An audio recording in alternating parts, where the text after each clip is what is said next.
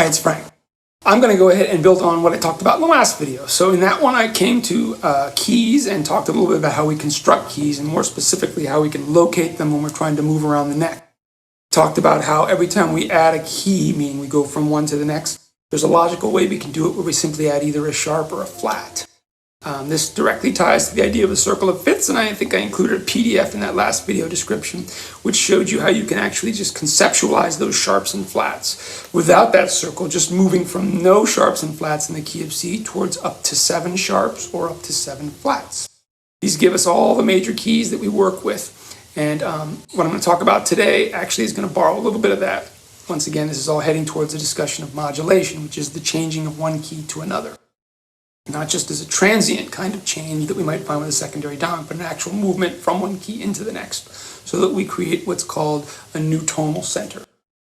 In this case, there are 3 common ways that we express relationships that provide for more tonal color when we're trying to either compose or arrange something and involve modulation.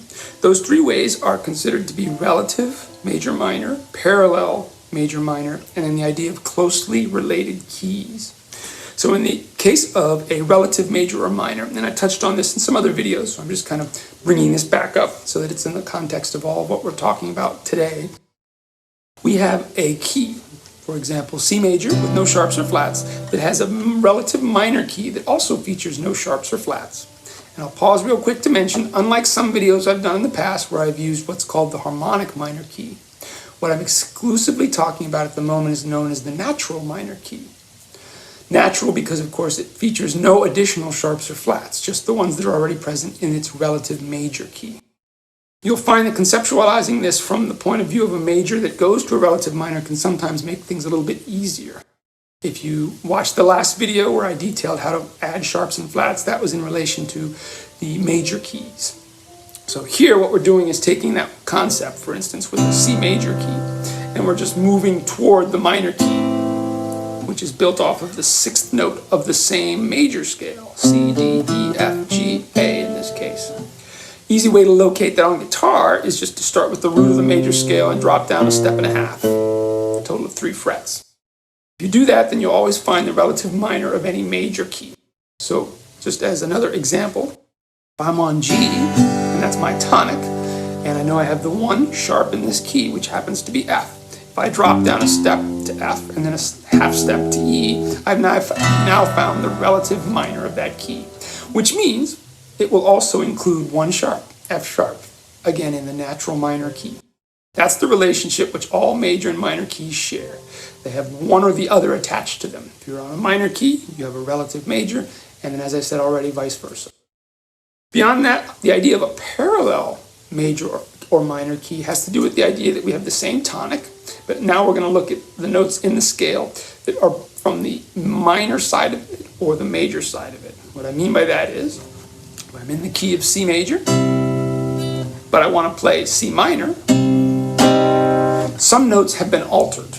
That is to say, in C major, everything is natural, of course, but if I start on the same tonic, C, and I play up through that natural minor scale, now I find that the note E as an elephant is flattened, A as an apple is flattened, and so is B as in boy. It's worth noting that the 4th and 5th degree of that scale, F and G, are not changed. They're still just F and G. But again, the notes E flat, A flat, and B flat are now all flatted, meaning they're lowered by a half step, if I'm talking about the parallel minor key. So C major, all white keys, so to speak, if you're looking at it from the point of view of a piano, natural keys, I should say. For C minor, we've altered some of the notes. The cool thing about parallel major and minor is that we can then start to take chords from one key and pull them into another. I'll give you 2 quick examples, which will also be indicated in the PDF linked in the description. I'm strumming along in the key of C, and I move to a G chord, the 5, then to an F chord, the 4, a very common progression we've seen before. To heighten the movement back to 1, instead of just arriving from F major to C major, I could actually pass through the F minor, then get to C, meaning my progression would sound more like C, G, F, F minor, C. This kind of progression is really common, certainly in popular music, but elsewhere as well. And it's because what we're doing basically by sitting on the F a little longer and using the chord that's now minor instead of major is heightening the tension before we resolve back to the tonic. Again, C is the tonic, but what I've done is take an F minor chord, which of course is non-diatonic in this key. That is to say, it's common in the key of C minor, but it's not common in the key of C major. And I've pulled it into this major key to add a little additional tension. In this case, by way of a note that's altered. It would be the A as an apple. The third note of F. And in this case, F major has just F, A, and C, no sharps or flats, of course, but F minor features that A flat going to C. And that is an interesting pull on the ear. It creates a little more drama before you resolve to one.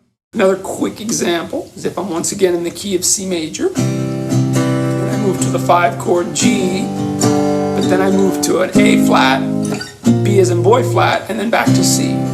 Again, chances are a progression you've heard in different songs of all kinds. In that case, what I've done is once again start out in the key of C major with the 1 chord and the 5 chord. As soon as I moved to that A flat major, I was borrowing a chord from the parallel minor, C minor. Because in that key, the A flat I mentioned earlier creates a major triad. The same is true with the B as in boy flat that I followed that with. In the key of C minor, B flat creates a major triad. We've looked at triads. I want to highlight that for just a moment in major keys and minor keys. This is where we start to pull them together, is when we start to look at key structure and the idea of parallel major and minor. So this is where stuff we've talked about before starts to come together in different ways, specifically with understanding relationships between keys. So once again, in that kind of progression where I went from 1 to 5, the A flat would be defined as a flat 6, the B flat would be a flat 7, and then I would get back to tonic, which in this case was C major, not minor. So I just borrowed 2 chords. It can't be said that I changed keys at that point. Again, this isn't specifically modulating, but this is a kind of transience, in a sense. It's similar to what we did with the secondary dominants, where we pulled in non-diatonic notes to add a little more drama on the way back to our tonic chord. Now, the last thing I want to talk about is closely related keys, and this kind of plays directly into what I talked about early on in these videos that I've been making. When we looked at the chords, the triads that make up both major and minor scales, we discovered that with the exception of, in a major key, 1 diminished chord, the 7th, in the case of C, that's B as in boy, by the way, there are 6 diatonic chords that occur. 3 of them are major, 3 of them are minor. Again, in the key of C, we had a D minor, an E minor, and an A minor. By contrast, in the same key, we had diatonic major chords that were C, F, and then G. Now, it turns out each of those can be thought of from the point of view of composing or wanting to create some sort of modulation as closely related, because each of those keys has something very closely in common with the key you started on. In this case, that was C major. What I mean by that is if we were to be playing in the key of C and then modulate, and we'll get into how we do that again in another video, but for now, modulate from there to the key of F, all I've done is start working with a key that has 1 flat, whereas I came from a key that had none, but now I have 1. The same is true, for example, if I was in A minor and I modulated to the key of E minor. All I've done is go from a key that has no flats, no sharps in this case, or flats, to a key that has 1 sharp, in this case, F sharp. So the idea here is that I'm pulling in, once again, non-diatonic notes that, through modulation, heighten the interest in what it is I'm doing. In other words, I'm moving through a progression that just sounds more interesting. But I'm doing it in a way where the relationship is not completely changed, the relationship between where I started and where I wound up. Again, in my examples, I started on C and went to F, and then also in A minor and went to E minor. And that's because the keys that I mentioned moving into, the F major and then the E minor, are closely related. In fact, one way we can kind of distill this down is to think about closely related keys as having the addition of either 1 sharp or flat or the subtraction of either 1 sharp or flat. Meaning anytime we add or subtract 1 sharp or flat, we're in a closely related key. If you play through the 6 chords that are diatonic to the key of C major, you'll see that exact relationship. I didn't mention it then, but I'm saying it now since this is going to serve us well when we start talking about modulation. So, once again, there'll be a link to a PDF talking a little bit more, or I shouldn't say talking about, demonstrating what it is I just talked about in terms of relative major minor, parallel major minor, and then closely related keys. That might be helpful to look at if you're having a little trouble understanding what it is I just described. Again, sometimes it's helpful to have that visualization in front of you. Until next time, take care.